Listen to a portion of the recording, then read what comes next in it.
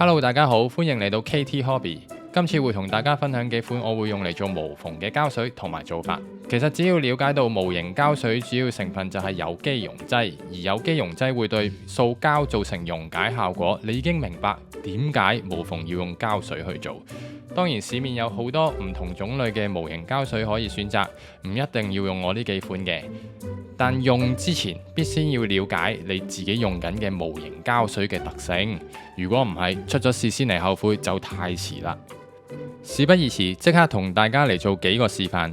第一支係 Tamiya ABS 專用膠水，簡單啲嚟講就係對 ABS 膠嘅溶解度高啲嘅配方。無縫嘅做法大同小異，可以用多一啲嘅膠水，沿住你要做無縫嘅邊向外掃，之後用力將兩件零件拼埋，要確保所有部分都完整合埋，務求要將多餘嘅膠逼出嚟。等膠水完全乾透硬化就可以開始打磨啦。幾時會乾透就取決於膠水嘅份量，一般濕度唔高嘅日子2-3個鐘都會乾得晒嘅。想穩陣啲就等1日半日啦。如果噴塗上色，可以由400磨到1000就 OK 啦。唔上色嘅話，建議磨到4000以上。而我呢條片所有嘅示範都係磨到1000為止，呢個就係磨完出嚟嘅效果啦。之後就簡單睇下無縫嘅前後效果。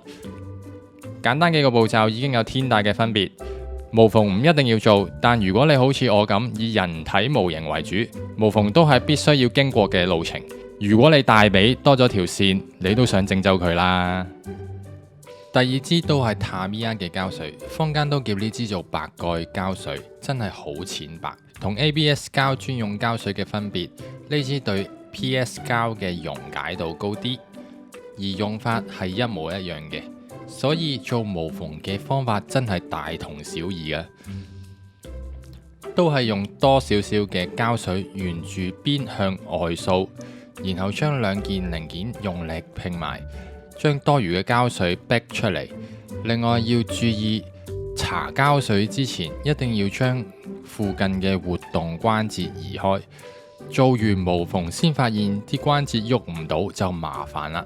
然後都係等膠水乾透打磨，咁就完成噶啦。白蓋嘅好處係佢透明，如果唔上色，做完無縫磨到成型色係一個好選擇。當我放到咁大，先見到少少嘅線痕，其實效果真係唔錯噶。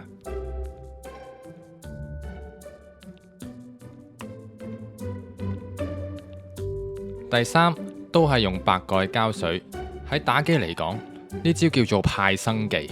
首先要準備一個另外裝到膠水嘅密封容器，再剪你要做無縫對應顏色嘅廢件框，剪成一粒一粒咁放入個容器裏面。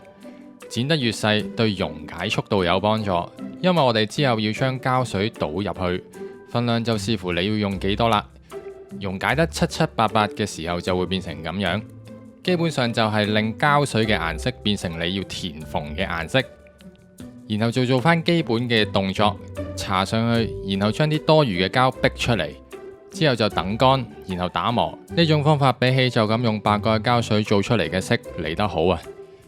壞處係你可能好快就用完支膠水，錢呢啲嘢你自己諗啦。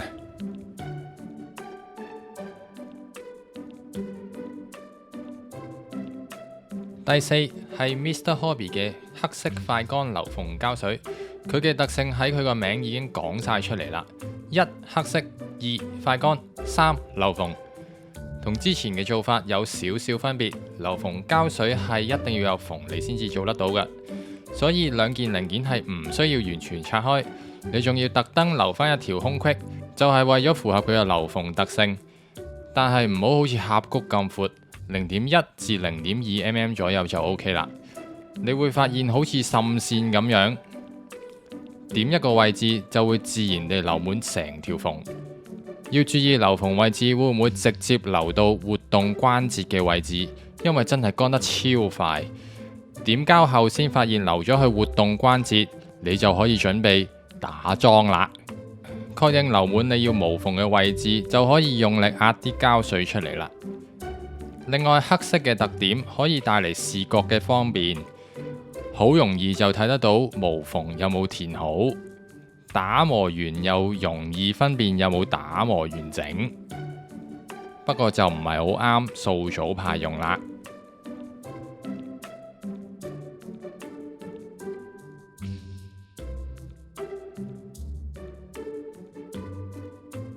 第五，喺我嘅製作分享裏面，成日都見到嘅瞬間膠，特性係佢瞬間就變成膠。佢係唔存在有機溶劑溶解膠呢一個部分嘅，純粹係多一層黏膜，而且高硬度，同埋冇乜流動性，所以你需要逐少逐少咁樣搽上去。好處在於高硬度、高黏度，瞬間可以打磨，只係使用方法唔係好方便。有黑色同埋透明兩款，搽完之後嘅做法就一樣啦，都係合埋佢，然後逼啲膠出嚟，跟住就打磨。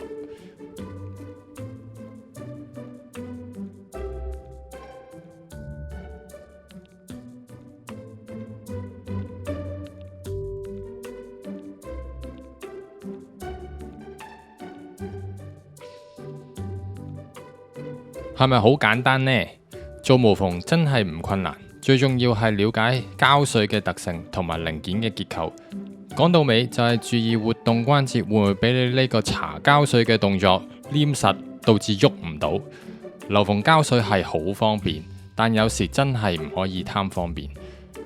今集就講到呢度，希望呢條片可以幫到你。如果有任何疑問，歡迎喺下邊留言發問討論。記住 CLS 撳埋隔離個鐘，下次見。